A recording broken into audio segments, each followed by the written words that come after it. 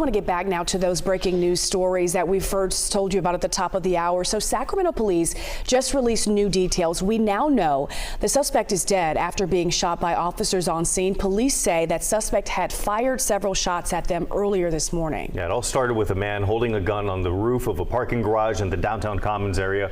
And that's where we find KCRA3's Melanie Wingo has been following this scene all morning long. And Melanie, we know that you just heard from police moments ago. What else have you learned? Yeah, those are the two main takeaways there that you had mentioned. The suspect is dead, and that police say he fired several rounds before putting himself up on top of that parking garage that's behind us and keeping officers at bay for several hours before they then shot and killed that person. Behind me, as you can see in the distance, there's still some police tape up. We just heard from Sacramento police who arrived out here after several hours of us trying to get information about what happened out here starting around 1 o'clock in the morning. They say that's when they got a call about a person with a gun in the Doco area who had made his way on top of a parking garage. Now, we couldn't get from police exactly who made that initial call or whether he was firing rounds within the Doco Center or inside the parking garage or in the stairwells. Those details still unclear. Police revealing to us before the news conference even started there was still much to be determined, that they did not have a lot of details to share with us this morning. But we do know that the suspect has been killed by police. Investigators are still up there at the top of the parking garage where this man was for several hours walking around waving a gun. Police say he did fire some shots at them. We did not hear shots being fired here on the ground where we were, but police did indicate that he had fired his weapon. And so they felt that it was necessary to use lethal force on this person who was up there on the parking garage for a few hours, as I say, and as our video captures, waving that gun around, and then he appeared himself to be quite distraught. We don't have any details about this person's identity, whether he was an unhoused person or somebody who worked in the area.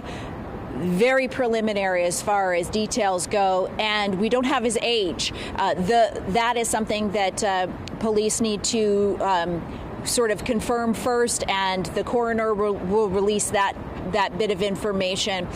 Right now, though, this area is blocked off at 5th and L, according to police, and people walking through this Doco area will notice some police activity as the garage itself is closed. People can't go in there, although they have brought some workers into the garage after those workers from, say, Golden One and perhaps some overnight crews from the Doco shopping center were trying to make their way to their cars as well.